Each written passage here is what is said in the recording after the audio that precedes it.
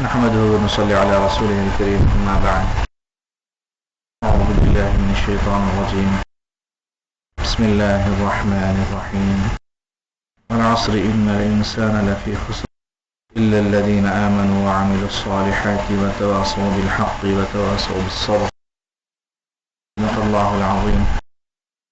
بزرگوں اور دوستوں اور معزز ساتھیوں، خدا نشیمہ اور بہنوں، سورہ عصر کا مفہوم یہ ہے: زمانے کی قسم، بے شک سارے کے سارے انسان نقصان میں ہیں، مگر وہ لوگ جو ایمان لائے اور نیک کام کیے اور حق بات کی ایک دوسرے کو تلقین کرتے رہے اور صبر کی بھی ایک دوسرے کو تلقین کرتے رہے، تو ایسے لوگ نقصان میں نہیں ہوں گے. ان کے علاوہ سارے لوگ نقصان میں ہوں گے. زمانے کی قسم کھا کر اشارہ کیا گیا اس بات کی طرف گویا اللہ عز و جل سارے زمانے بھر کی تاریخ کو شاہد کے طور پر اور ثبوت کے طور پر ہم انسانوں کے سامنے رکھ رہے ہیں کہ دیکھو،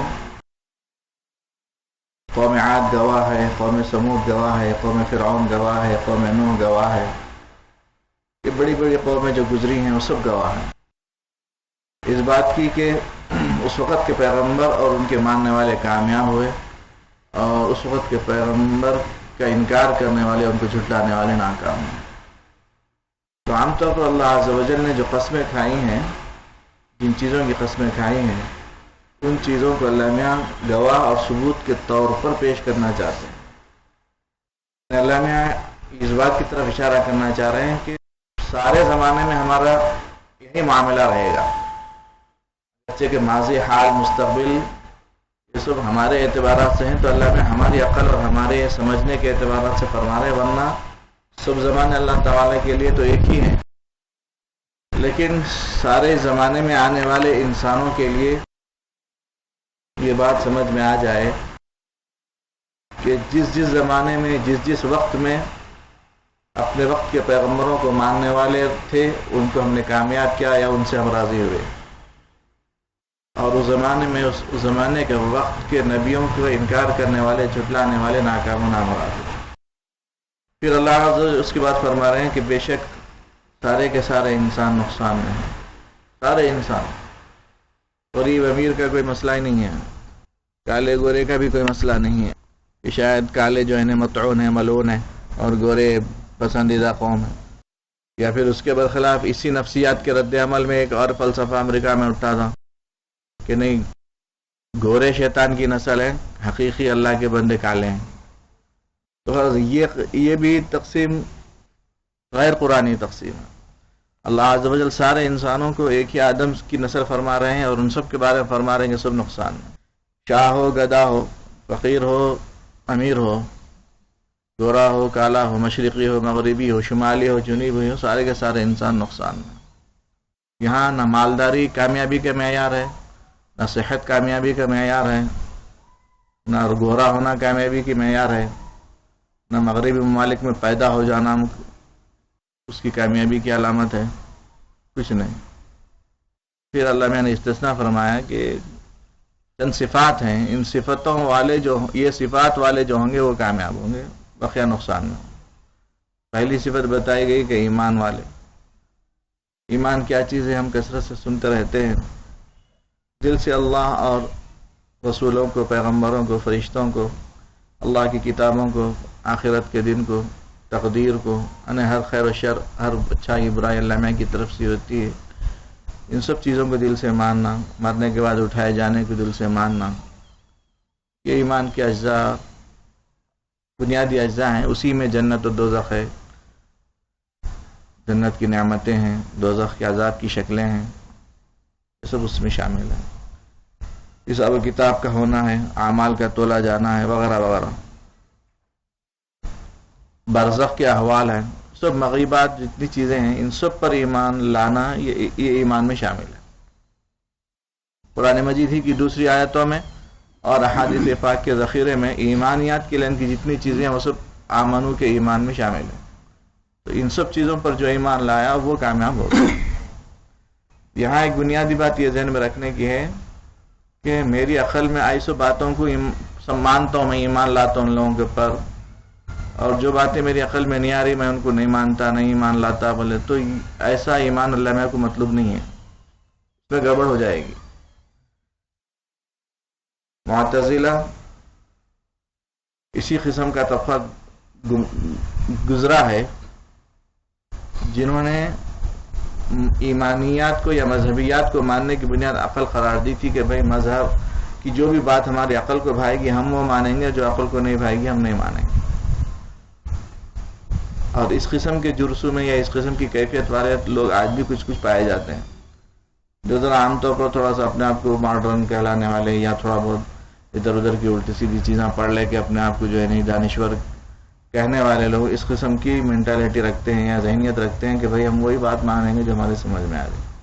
تو پھر ایسی صورت میں وہ لوگ جب قرآن مجید کا تفصیلی مطالعہ کرتے ہیں یا مذہبی کتابوں کا مطالعہ کرتے ہیں تو ان میں بہت ساری چیزوں کو غیر معقول سمجھ کے ان لوگوں کو سائڈ میں رکھ دیتے ہیں وہ لوگ۔ لیکن ہمارے علماء نے فرمایا کہ یہ غیر محتاط طریقہ ہے۔ ہمارے ایمان کی بنیاد مان لینا ہے، تصدیق کر لینا ہے، موٹے الفاظ میں جنون ہے، سمجھ عقل نہیں ہے، بلا چون چرا مان لینا ہے۔ مطلب صدیق رضی اللہ عنہ کی صحابہ اکرام رضوان اللہ عنہ اجمعین کی یہی شان اور یہی صفت تھی۔ کیوں کیسا ہے، کیوں ایسا، اس قسم کی ایمانیات میں وہ لوگ اعتراضات نہیں کرتے، وہ کیسا ہے کیسا۔ جنہوں نے مذہب کو عقل ہی کی بنیاد پر سمجھنے کی کوشش کی تو ان لوگوں کو کئی جگہوں پر جو سمجھے کہ وہ نظر آتے، مشکلات اور دشواریاں نظر آتی ہیں، جنات کا وجود ہے، فرشتوں کا وجود ہے، اسی طریقے سے معراج کا سفر کیسا ہو گیا، عقل اور لاجک کے اعتبار سے ناممکن ہے، امپاسبل ہے، اس قسم کی باتیں وہ لوگ کرتے ہیں۔ مشاہدے میں نہیں آ رہی وہ چیز یا سمجھ میں بھی نہیں آ رہی وہ چیز۔ تو ایمان کے سلسلے میں جو بھی چیزیں ہیں، جو بھی ایمانیات ہیں، کی لائن کی چیزیں ہیں، حکم یہ ہے کہ بھئی جب قرآن و حدیث سے اور صحیح احادیث پاک سے اور نبی کریم صلی اللہ علیہ وسلم کے پاک ارشادات سے یا علماء کرام کی مستند حوالوں سے، فتاوا سے جب یہ بات معلوم ہوئی کہ اس پر ایمان لانا ہے تو بس ایمان لا لینا اس پر۔ اور دوسری صفت یہ ہے کہ بھئی عامل الصالحات، نیک کام کریں، تو یہ صفت والے کامیاب ہوں گے، ورنہ نقصان میں ہو رہیں گے سارے انسان۔ دوسری جو صفت ہے نیک کام کی، وہ نیک کام کیا ہے، عمل صالح کس کو کہتے ہیں، عمل صالح کس کو بولتے ہیں؟ فرمایا کہ ہر وہ کام جو معروفات کی لین کا ہے، اللہ نے جس کو پسند کریں، اللہ کے رسول جس کو پسند کریں یا حکم دیے ہے، معمورات کی لین کی چیزیں، معروف چیزیں، اچھائیوں کی لین کی چیزیں، وہ سب عمل صالح میں آتا ہے۔ اب عمل صالح کی گویا لمبی چوڑی فہرست ہے، سمجھے آپ، بدنی اعمال میں، مالی عبادات میں، اس میں اس میں، سب قولی لسانی سب چیزوں میں وہ آتا ہے۔ عبادات بھی آتی ہیں اس میں، اور پھر عبادات کی قسمیں، بدنی عبادات، مالی عبادات، قولی عبادات، اور پھر اس کے علاوہ دوسرے تمام نیک کام، خدمت خلق کے لین کی چیزیں، مخلوقات کی خدمت کی لین کی چیزیں، تعاون اور مدد کی لین کی چیزیں۔ تو روز عمل صالح کی ایک لمبی تشریح ہے، ہر معروف کام نیک کام ہے سر۔ تو جنہوں نے اپنے آپ کو نیک کاموں میں لگایا وہ کامیاب ہوں گے۔ کی اپوزٹ صفت بھی سمجھ لیتے چلے جانا ہے۔ مثلا پہلی صفت تھی ایمان والے، اس کا مطلب ایمان والے کامیاب ہوں گے، غیر ایمان والے ناکام ہوں گے، یا ایمانیات کی ہر چیز پر ایمان لانے والے کامیاب ہوں گے، اور ایمانیات کی کسی بھی لین کی چیز کا انکار کرنے والے نقصان میں ہوں گے۔ اعمال صالحہ میں لگنے والے حسب توفیق، حسب استطاعت، جس قسم کے بھی عمل صالح میں لگے ہوئے ہیں تو کامیابی کی راہ پر ہیں گویا، اور اس لائن کی عمل صالح کو چھوڑ کر عمل سیئ پر لگے، برے عمل پر لگیں گے تو پھر جو ہے نا نقصان میں ہوں گے۔ موٹے الفاظ میں مثلا اللہ کے حکم اور رسول کی مرضی کے مطابق شادی کرنا، یہ عمل صالح بن جائے گا۔ اس پر کریں گے تو ہم نیکی پر رہیں گے اور کامیابی والے راستے پر رہیں گے۔ اسی لائن کی ایک عمل سیئ بھی ہے جس کو زناکاری کہتے ہیں، ناجائز تعلقات کہتے ہیں۔ اس لائن پر جو لگے گا تو پھر وہ برا راستہ ہوگا، اور وہ اللہ کی ناراضگی تک پہنچانے والا راستہ ہوگا، اور نقصان تک پہنچانے والا راستہ۔ تو اس طریقے سے اعمال صالحہ میں بھی ہم کو ہر اور عمل صالحہ کی لسٹ میں آپ کو اس کے اپوزٹ ایک برا عمل بھی ملے گا. مثلا سچائی ہے، ایک عمل صالح ہے، سچ بولنا ہر چیز میں، معاملات میں صفائی سچائی، بات میں صفائی سچائی. تو اس کے اپوزٹ جو ہے نا خراب عمل بھی ملے گا. تو عمل صالح کی لسٹ پر عمل کریں گے تو ہم نیک شمار ہوں گے اور کامیاب ہونے والے شمار ہوں گے. اور اس کے اپوزٹ جو بری صفت ہے اس پر اگر ہم عمل کریں گے تو نقصان اٹھانے والے شمار. اسی صفت جو بتائی گئی ہے کہ یہ صفت ہوگی تو کامیاب ہوں گے، وہ ہے ایک دوسرے کو حق بات بتاتے رہنا. ایک بات ہے کہ بھائی ہم خود ہم دین پہ عمل کر لے رہے ہیں تو یہ ذاتی فائدہ ہو رہا ہے. اور دوسری شکل یہ ہے کہ ہم وہی حق بات دوسروں کو بھی بتاتے رہیں. تو یہ قرآن مجید کی کئی آیتوں سے ثابت ہے کہ ہم یہ ذمہ داری کو نبھائیں. اللہ عز و جل نے نبی رحمت صلی اللہ علیہ وسلم کے خاتم النبیین ہونے کے حوالے سے یہ کام ہمارے اوپر ڈالا ہے. تو اس قسم کی مجلسوں میں ایک دوسرے کو تشکیل کر کے لانا یہ بھی حق بات کی تلقین ہے. اپنے بیوی بچوں کو نیکی کی راہ پر ڈالتے رہنا، نمازوں کی تلقین کرتے رہنا، ان کو برائیوں سے منہیات سے منکرات سے روکتے رہنا، یہ بھی تواصی بالحق ہے. عمومی محنتوں میں دعوت کی محنتوں میں شامل کرنا اپنے آپ کو، یہ بھی خصوصی جولات میں خصوصی ملاقاتوں میں ایک دوسرے کو حق بات کی تلقین کرتے رہنا، یہ بھی اسی آیت شریفہ کے حکم میں آتا ہے. علماء کرام کے ممبروں پر تقریر کرنا، خطبات دینا، یہ بھی تواصی بالحق میں آتا ہے. وہ لوگ یہی تو کرتے ہیں اور کیا کرتے ہیں. تو غرض تواصی بالحق کی شکلیں مختلف ہیں سمجھا، کیونکہ اس میں وسعت ہے اس لیے اس میں وہ نہیں کر دیا گیا، تحدید نہیں کر دی گئی یا حصر نہیں کر دیا گیا کہ بھئی یہی طریقہ ہے. کیونکہ طرق میں جیسے لکھنے کے ذریعے سے بھی کام ہو سکتا ہے، تقریر کے ذریعے سے بھی کام ہو سکتا ہے، ملاقاتوں کے ذریعے سے بھی کام ہو سکتا ہے، لمبے پروگرام کر کے بھی یہ کام ہو سکتا ہے، چھوٹی چھوٹی ملاقاتوں میں بھی یہ کام ہو سکتا ہے. تو غرض اس میں وسعت اور گنجائش ہونے کی بنیاد پر اللہ عز و جل نے اس کو مطلق رکھا ہے کہ حق بات کی تلقین کرتے رہو، جس قسم کی شکل اور جس قسم کا راستہ تمہارے لیے میسر آ سکے. لیکن کرنا ہے، ایسا نہیں ہے کہ اپنے آپ کو بچا کے رکھ لینا. اپنے آپ کو اس سے بچا کے رکھنے میں ہم ادھورے رہیں گے، اس لیے کہ اس کے بغیر جو ہے نا حق پھیلے گا نہیں، اور حق پھیلانے کے لیے کوئی اور نبی آنے والا نہیں ہے. تو اس حق کو پھیلانے کے لیے جس کا فائدہ سب سے پہلے مرحلے میں خود اپنے جماؤ کا ہوگا، اس کے لیے ضروری ہے. چوتھی صفت جو بتائی جا رہی ہے کہ وہ ہے کہ ہم صبر کا دامن تھامے رہیں اور ایک دوسرے کو بھی صبر کی تلقین کرتے رہیں. خود بھی جمیں، دوسروں کو بھی جمائیں صبر پر. صبر کر کے صبر خود بھی کرتے ہیں اور دوسروں کو بھی تلقین کریں. اس پر صبر کریں. پہلی جو صفت ہے وہاں سے سمجھ لیتے آنا، ایمان قبول کرنے میں، ایمان لانے میں اور ایمان کے تقاضوں پر عمل کرنے میں، ایمان پر جمنے میں جو مصیبتیں آئیں گی اس پر صبر کرنا. عمل صالحہ کی لین میں اپنے آپ کو ڈالنے میں اور دوسروں کو اس پر لانے میں، اس پر جمنے میں جو حالات آئیں گے اس پر صبر کرنا. اسی طریقے سے حق بات ایک دوسرے کو بتانے میں بھی جو پرابلمس آئیں گے، جو مسائل آئیں گے، جو الجھنیں آئیں گے، اس میں بھی صبر کرنا. کیونکہ صبر آخر میں بتاتا ہے، اس بات کی طرف اشارہ کرے گا کہ پچھلے مرحلے کی جو تینوں چیزیں ہیں، ایمان، اعمال صالحہ اور تواصی بالحق، ان تینوں کے لیے جو ہے نا صبر ضروری ہے. اس کے لیے آخر میں اللہ عز و جل نے اس کی بھی اور صبر کے تین اور معنی بھی مفسرین فرماتے ہیں. عام طور پر کتابوں میں بھی یہ مضمون ملتا ہے. بہت آسان سی بات ہے. ہوتا ہے صبر علی الطاعات، نیکیوں پر اپنے آپ کو جما کے رکھنا. نماز پڑھنا شروع کرے تو اس پر مداومت ہونا، مجالس میں شرکت کرنے کی نیت کرے اس پر مداومت، پابندی، استقامت. قرآن مجید کی تلاوت کا معمول بنائے، مشغلہ بنائے تو اس پر مداومت اور استقامت. یہ بھی صبر کہلاتا ہے. اس کو صبر علی الطاعات کہتے ہیں. اسی کو دوسرے تعبیر میں استقامت سے بھی تعبیر کیا جاتا ہے. اور یہ بہت بڑی چیز ہے، فائدے اور ثمرات کو مرتب کرنے والی چیز ہے. یہ ایک دو مرتبہ اپن آگے مجلس میں کچھ باتیں سن لیے چلے گئے تو عام طور پر اتنا علمی سے استفادہ نہیں ہو پاتا ہے. ذہن کی سازی اتنی نہیں ہوتی جتنے کہ ایک آدمی مستقل مداومت سے آتے رہتا ہے تو اس میں جماع نصیب ہوتا ہے. اس کی فکر میں تبدیلی آتی ہے، اعمال صالحہ کی ترغیب ہوتی ہے. اور دوسرے ہے صبر عن المعاصی، گناہوں سے اپنے آپ کو بچا کے رکھنا، محرمات سے، منکرات سے، حرام چیزوں سے اپنے آپ کو بچا کے رکھنا. یہ بھی صبر کہلاتا ہے. جو صبر عن المعاصی کہتے ہیں. جن چیزوں کو ہم نے اللہ اور اس کے رسول کے کہنے کے مطابق کہ بھئی یہ حرام ہے، جائز نہیں ہے، ٹھیک نہیں ہے بلکہ چھوڑے، تو اس پر جمنا. پھر دوستاں بولے شروع کر دیے، یا دل بولا شروع کر دیے، بیوی بچے بولے شروع کر دیے، اگر وہی ناجائز کام نہ کا، تو پھر اس پر جماؤ نہیں آیا، ثمرات مرتب نہیں ہوتے، اچھے نتیجے نہیں نکلتے سمجھا. تو اچھائیوں پر جمے رہنا بھی اچھا نتیجہ نکالنے میں ممد و معاون ہوتا ہے. برائیوں سے بچنے میں بھی اپنے آپ کو جمانا. صبر عن المعاصی کے دوسرے معنی یوں سمجھے کہ آپ گناہوں سے بچنے میں اپنے اندر جماؤ لے کے آنا کہ بھائی چھوڑ دیے خلاص، ایسی کیفیت رہنا.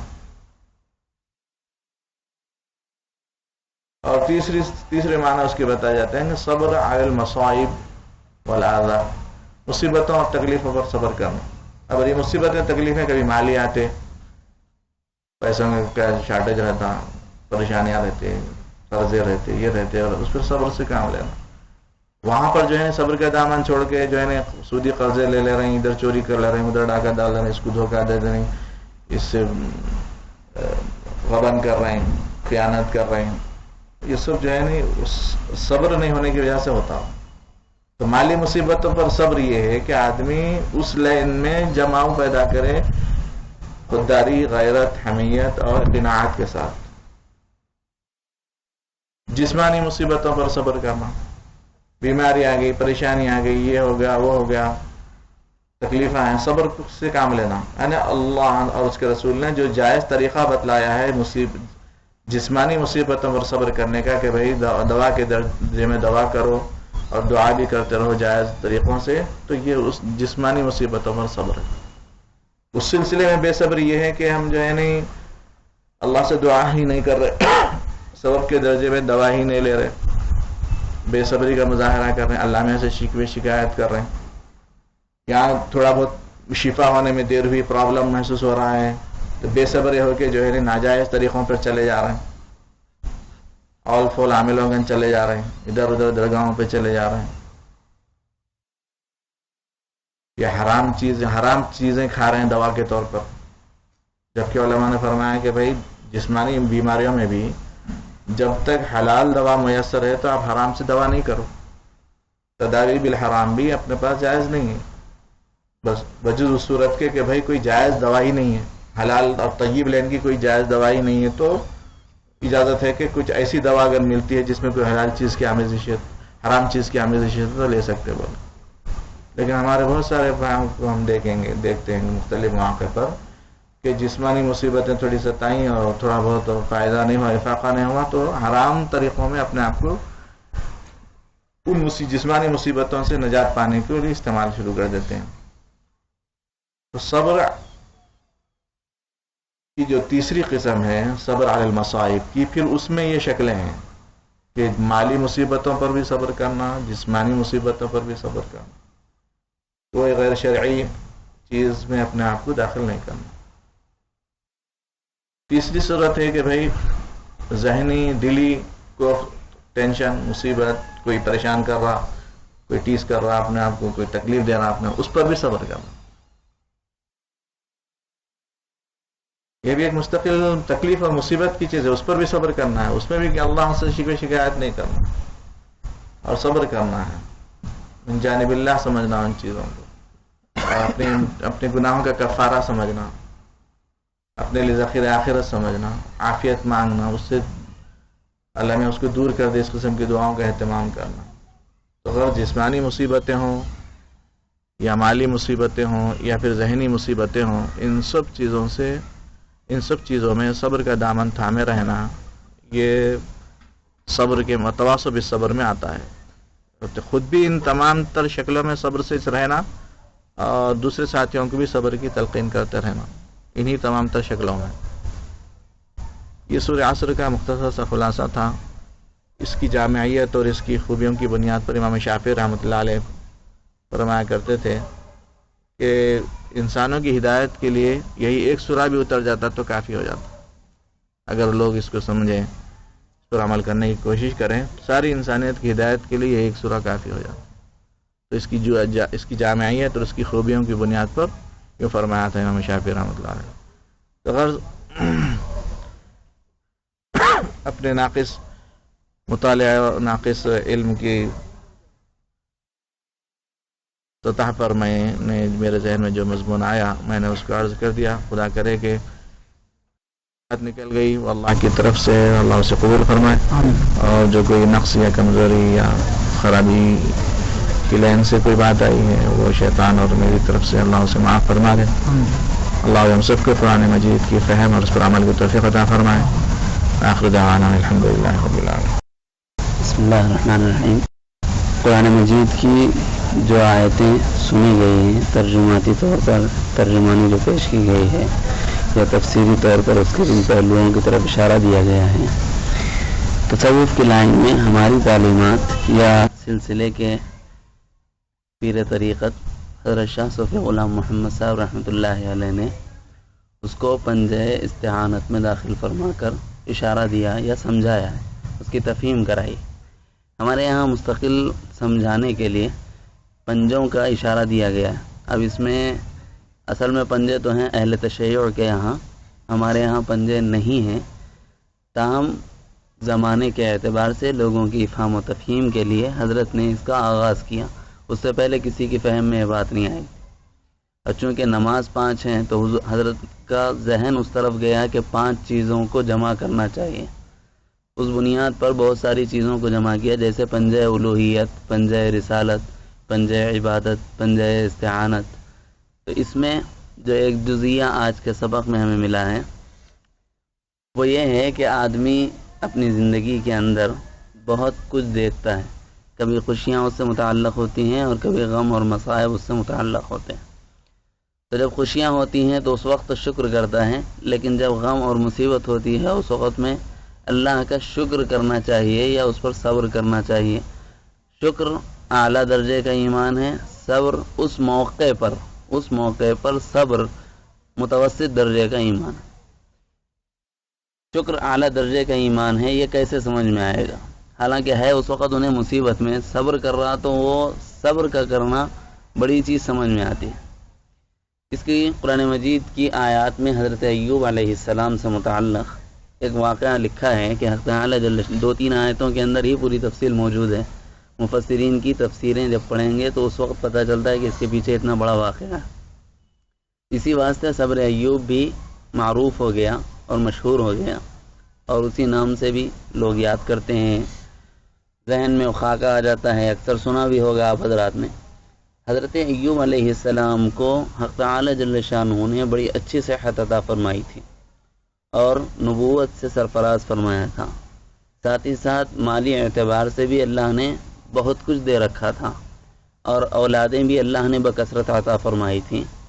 تو جب یہ ساری نعمتیں ان کے پاس تھیں تو ایک کے بعد ایک ساری نعمتیں چھننا شروع ہو گئیں، ختم ہونا شروع ہو گئیں. پہلے اولاد ختم ہوئی، پھر اس کے بعد مال ختم ہوا.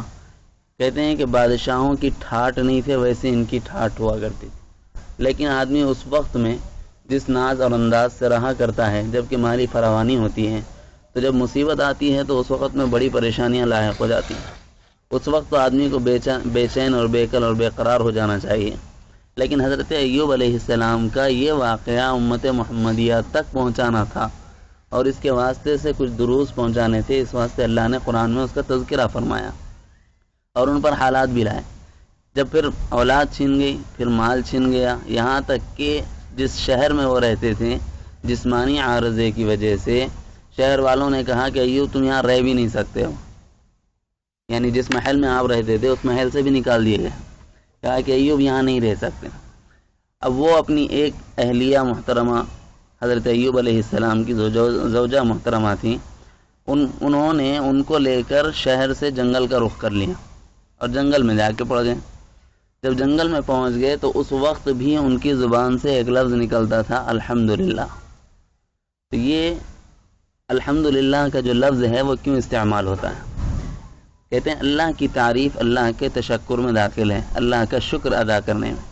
تو اس وقت ان کی اہلیہ نے کہا کہ اس مصیبت میں جب کہ اولاد چھن گئی، جب کہ مال چھن گیا، جب کہ شہر سے بھی ہمیں نکال دیا گیا اور شہر بدر ہم کر دیے گئے اور ایک جنگل میں پڑے ہوئے ہیں، اب بھی الحمدللہ کہتے ہوں، یا کسی اور نے پوچھا، لیکن غالب گمان یہ ہے کہ کوئی ان کے قریب ہی نہیں آتا تھا سوائے اس کے کہ وہ ایک وفادار بیوی تھی جو آپ کے قریب آتی تھی، اس لیے اندازہ یہ ہوتا ہے کہ انہوں نے ہی یہ سوال کیا، ہو سکتا ہے امت تک یہ درس پہنچانے کے لیے انہوں نے یہ سوال کیا۔ سوال یہ ہے کہ آپ ایسے حالات میں بھی اللہ کا شکر ادا کرتے ہیں۔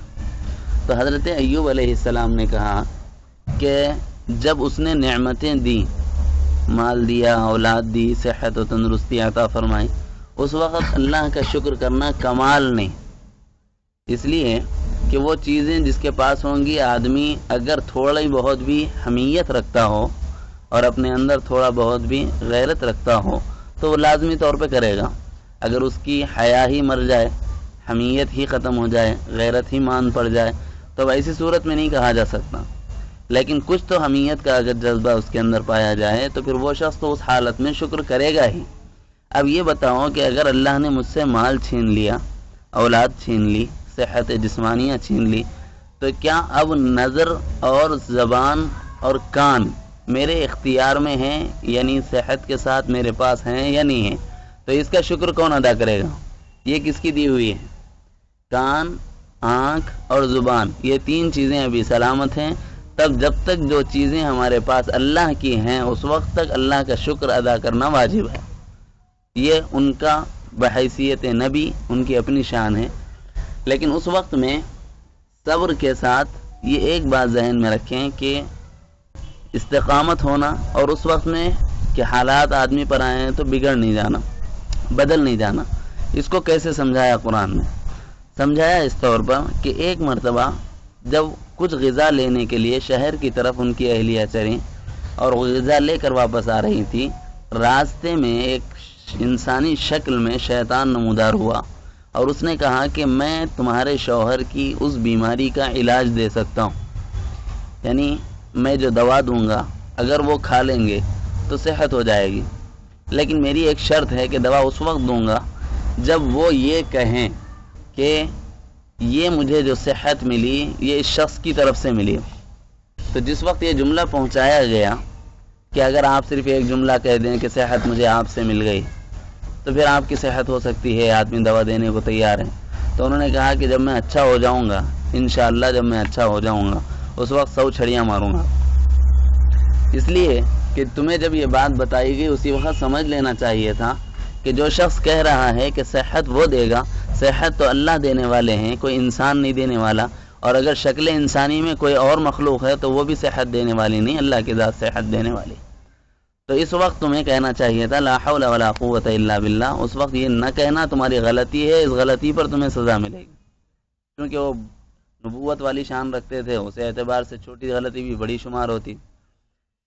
لیکن یہاں بتایا یہ گیا ہے کہ ایسے مواقع پر جبکہ آدمی انتہائی کٹھن حالات میں ہو اور انتہائی مصیبت میں ہو تو اس وقت بھی غیر اللہ کی طرف نظر نہ جائے۔ حضرت کی تعلیم کی ابتدا یہاں سے ہوتی۔ جب انتہائی علالت ہو، انتہائی مشکلات ہوں، انتہائی مصائب و آلام ہوں، وہ انتہا یہاں تک کہ آپ کی جان پر پڑ جائے، اس وقت میں بھی استقامت سے، صبر سے قدم نہیں ہٹانا اور غیر اللہ پر نظر نہیں جانا۔ اس میں ایک فائدہ ہوتا ہے، اور وہ فائدہ یہ ہے کہ اللہ اس بندے کے ساتھ ہو جاتا ہے جب آدمی ایسا کرتا ہے۔ مثلا حضرت ایوب علیہ السلام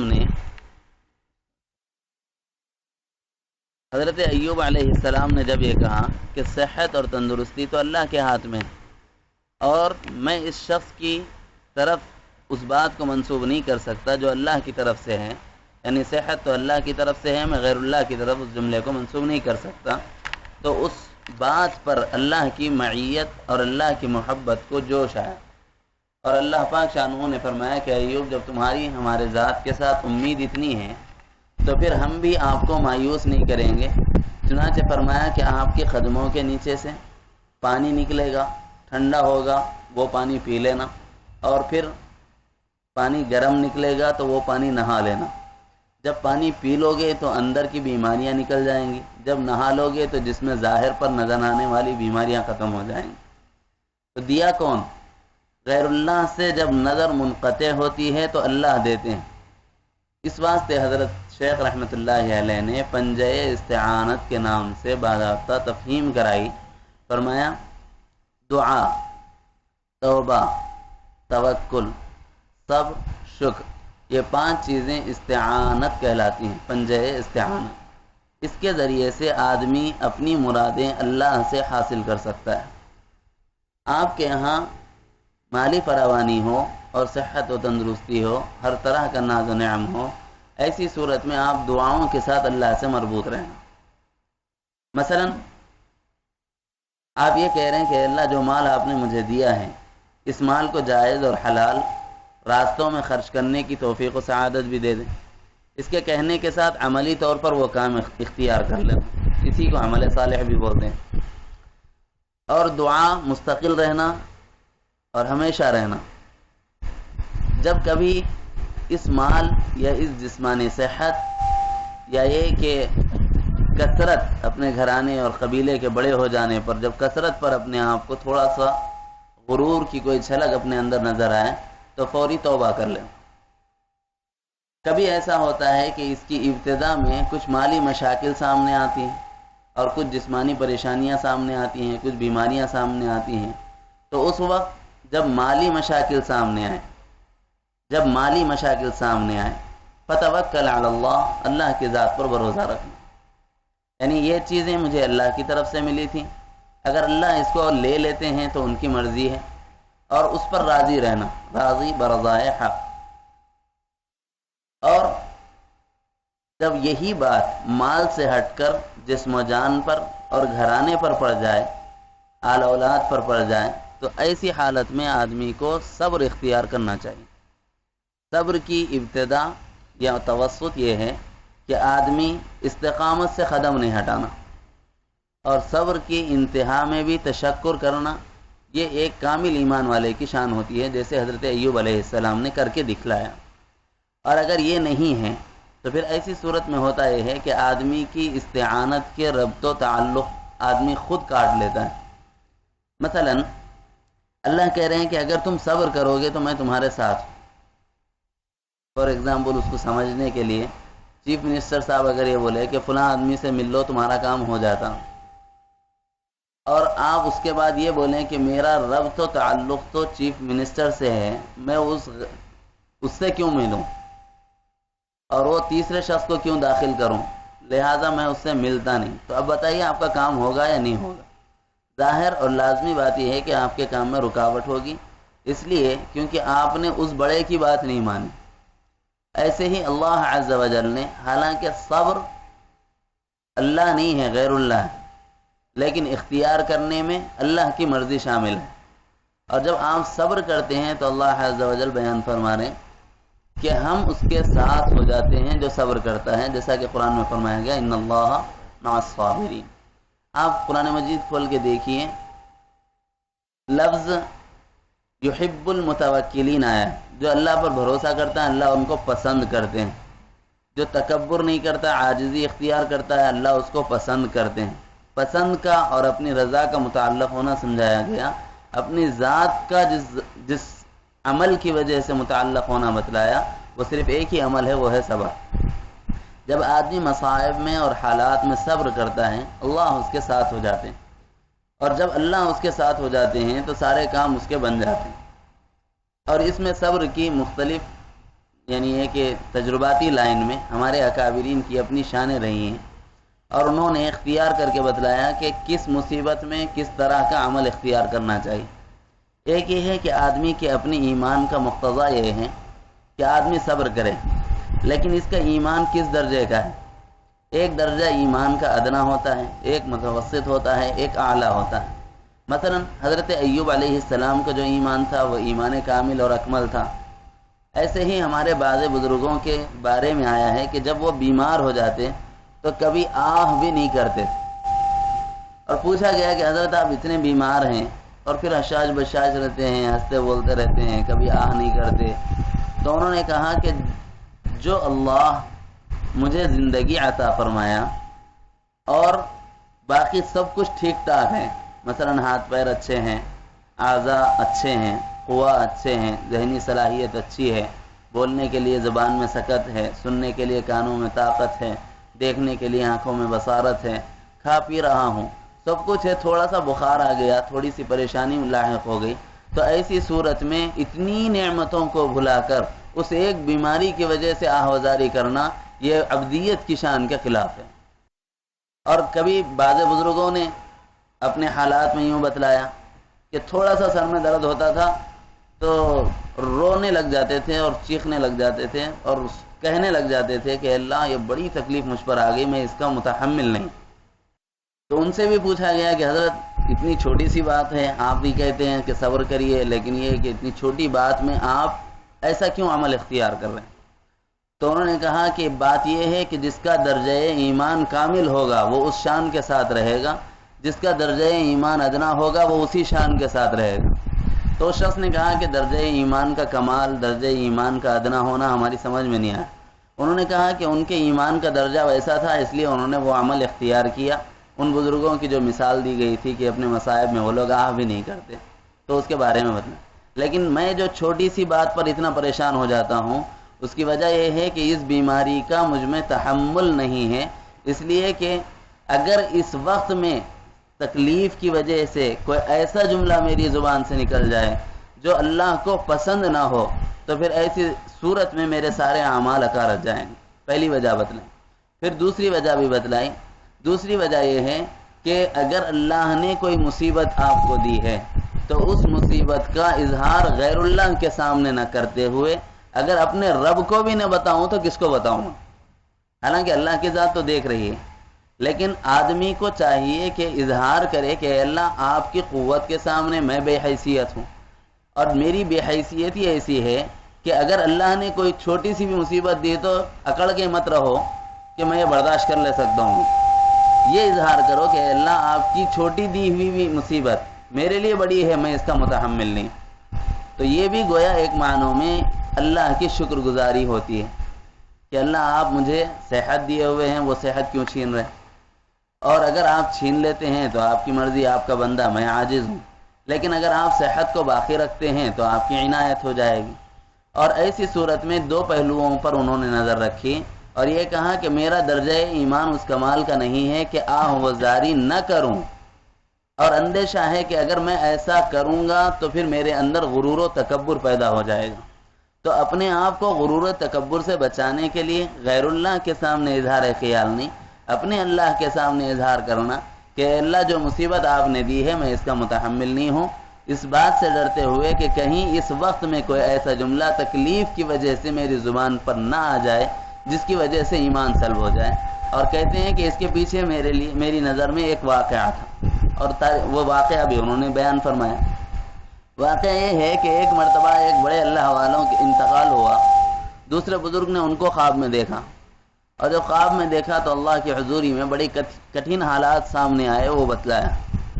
تو انہوں نے پوچھا کہ بھئی آپ کے ساتھ کیا معاملہ ہوا؟ تو انہوں نے کہا میں اللہ کے سامنے جب حضوری ہوئی تو میں نے اللہ سے عرض کیا کہ اللہ 80 سال کی توحید آپ کے پاس لے کے آیا ہوں، 80 سال کی توحید، یا ہو سکتا ہے کہ 40 سال ہوں، سن کے اعتبار سے مجھے تھوڑا سا مغالطہ ہو رہا، یا 40 سال لکھا ہے یا 80 سال۔ الغرض یہ کہ اللہ کے سامنے انہوں نے کہا کہ اللہ میں 40 سال کی توحید خالص آپ کے پاس لے کے آیا ہوں، لہذا اس توحید کی بدولت مجھ پر آپ رحم فرما کر جنت میں داخل فرما دیجیے۔ اللہ عز و جل نے پوچھا کہ اللہ کے بندے یہ بتلا کہ فلاں وقت تیری پیٹ میں تکلیف ہوئی تھی، ایک مصیبت آئی تھی چھوٹی سی۔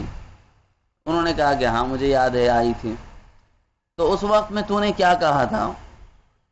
تو انہوں نے کہا کہ اس وقت میں نے یہ جملہ کہا، اور وہ جملہ دہرایا کہ میں رات کو سوتے وقت دودھ پی لیا تھا، ہو سکتا ہے اس دودھ کے پی لینے کی وجہ سے میرے پیٹ میں درد ہو گیا۔ توحید کیا ہے؟ یہ کیا توحید ہے کہ مصیبت کون دیتا ہے؟ نعمت بھی اللہ دیتے ہیں، مصیبت بھی اللہ کی طرف سے آتی ہے، اگرچہ کہ آدمی کے اعمال کا اس کے ساتھ ربط و تعلق ہوتا ہے، لیکن یہ بتلانا چاہا اللہ عز و جل نے کہ ایک چھوٹی سی بات جس کو تم کہتے ہو کہ خالص توحید لے کے آئے ہو، اور تمہاری نظر مصیبت یعنی ضار نقصان پہنچانے والی شے دودھ ہوئی، جبکہ نقصان اور نفع تو ہماری ذات سے متعلق ہے، ہم جس کو چاہتے ہیں نقصان پہنچا دیتے ہیں۔ ہم جس کو چاہتے ہیں نفع پہنچا دیتے ہیں. تو تمہاری نظر دودھ پر کیسے گئی کہ اس کی وجہ سے میرے پیٹ میں تکلیف؟ تو یہ توحید خالص تو ہوئی نہیں. لہٰذا تمہارے سوال کا جواب مل گیا کہ تمہیں توحید خالص کی بنیاد پر جنت تو ملنے والی نہیں. اب رہا دوسرا مسئلہ، وہ یہ کہ ہمارے فضل سے تم جنت میں جانا چاہو تو جا سکتے ہو. انہوں نے کہا بھائی وہی مل گیا تو مہربانی، جب فضل سے بھی نہ لوں تو پھر کس چیز سے لوں گا؟ لہٰذا اللہ عز و جل نے اپنے فضل و مہربانی سے ان پر انعامات فرمائے اور وہ خواب میں دکھلایا. لہٰذا یہ بزرگ بیان فرماتے ہیں کہ میں چھوٹی سی بھی جب کوئی بیماری آ جاتی ہے تو اس بات سے ڈرتا ہوں کہ کہیں کوئی لفظ میری زبان سے ایسا نہ نکل جائے جس سے اللہ کی بارگاہ میں پکڑ ہو جائے. اس واسطے جب چھوٹی بھی مصیبت آتی ہے تو غیر اللہ کے سامنے اظہار نہیں کرتا، اپنے رب کے سامنے اظہار کرتا ہوں اور یہ عرض کرتا ہوں کہ اے اللہ جو مصیبت آپ نے عطا فرمائی ہے میں اس کا متحمل نہیں ہوں، اس کی برداشت میرے اندر نہیں ہے، لہٰذا آپ اس مصیبت کو دور فرما دیجیے. اور دوسرے یہ کہ اس پر غرور و تکبر نہیں آئے گا. اور اگر آدمی یہ سمجھے کہ میں اس بیماری کو برداشت کر لے سکتا ہوں اور اس کے بعد میں اینٹ کر رہ جائے گا تو گویا یہ کہ اللہ کی کوئی بھی مصیبت آ جانے دو میں برداشت کرتا ہوں، یہ بولنا چاہ رہا. تو یہ ہے ادنا درجے کے ایمان والے کہ چھوٹی سی اگر کوئی مصیبت آئے تو اللہ سے رجوع رہنا. اس کو کہتے ہیں اللہ کی ذات پر بھروسہ کرتے ہوئے اس سے دعاؤں کا مانگنا. اور یہ کہ جو مصیبت آئے اس پر صبر کرنا اور کوشش کرنا کہ حتی المقدور آخری لمحات میں بھی شکر کا لفظ ہی ہماری زبان سے نکلے. یعنی یہ کہ ان اعضاء کی طرف متوجہ رہے یا اس مال کی طرف متوجہ رہے جو ہمارے پاس محفوظ ہے، سلامت ہے، اور یہ عرض کرے کہ اللہ وہ اتنی مصیبت تو نہیں آئی کہ سب کچھ ختم ہو گیا، تیرا شکر ہے کہ کچھ تو باقی ہے، لیکن یہ کہ جو مصیبت آئی ہے میں اس کا متحمل نہیں ہوں، لہذا آپ میرے ساتھ رحم کا معاملہ فرمائیے. تو یہ پنجے استعانت آج کے درس میں یاد رکھیے. دعا، توبہ، توکل، صبر، شکر، یہ 5 چیزوں کو پنجے استعانت سے حضرت تعبیر فرماتے تھے. اور اگر یہ یاد رہ جائیں تو انشاءاللہ ہر مومن کو آسانی ہو جائے گی اس بات میں کہ وہ اسباق کو سمجھتا رہے قرآن مجید کی آیات کی روشنی میں. حالانکہ آج تو سنایا گیا تھا وتواصوا بالحق وتواصوا بالصبر کا اور ان الذین آمنوا وعملوا الصالحات کا، جو 2 آیتیں ہیں، ایمان اور عمل صالح یعنی علم اور عمل صالح، اور اس کے ساتھ ساتھ تواصی اور تواصی بالحق اور صبر، یہ 4 باتیں یاد رہیں تو پنجے استعانت کو ذہن میں رکھ لیں. اللہ ہم سب کو عمل کی توفیق عطا فرمائے. اللهم صل على محمد النبي الأمي وعلى آله وأصحابه وبارك وسلم تسليما كثيرا. اللهم أنت السلام منك السلام تبارك ربنا وتعاليت يا ذا الجلال والإكرام. اللهم إنك عفو كريم تحب العفو فاعف عن كريم. اللهم إنا نسألك رضاك والجنة ونعوذ بك من سخطك والنار ونعوذ بك من عذاب القبر ونعوذ بك من فتنة المحيا والممات ونعوذ بك من فتنة المسيح الدجال ونعوذ بك من الشقاق والنفاق ومن سوء الأخلاق ونعوذ بك من البرص والجذام والجنون ومن كل سيء الأسقام. اللهم احفظنا من كل بلاء الدنيا وعذاب الآخرة. اللهم اشف مرضانا ومرضى المسلمين. اللهم اقض حاجاتنا وحاجات المسلمين. اللهم وفقنا لما تحب وترضى من القول والعمل. اجعل آخرتنا خيرا من الأولى يا أرحم الراحمين. ربنا اغفر لنا ولجميع المؤمنين والمؤمنات المسلمين والمسلمات الأحياء منهم والأموات إنك سميع قريب مجيب الدعوات. ربنا لا تؤاخذنا إن نسينا أو أخطأنا. ربنا ولا تحمل علينا إصرا كما حملته على الذين من قبلنا. ربنا ولا تحملنا ما لا طاقة لنا به. ربنا ولا تحملنا ما لا طاقة لنا به. ربنا لا تحملنا ما لا طاقة لنا به. واعف عنا واغفر لنا وارحمنا أنت مولانا فانصرنا على القوم الكافرين. اللهم اشرح صدورنا للإسلام. اللهم نذر قلوبنا بنور الإيمان. اللهم زين أخلاقنا بأعمال القرآن. اللهم احفظنا من العجب والرياء. اللهم احفظنا من الغرور والتكبر. اللهم احفظنا من كل بلاء الدنيا وعذاب الآخرة. اللهم نور قلوبنا بنور معرفتك وحرق قلوبنا بنار عشقك. اللهم إنا نسألك سعادة الدارين وحسن الخاتمة.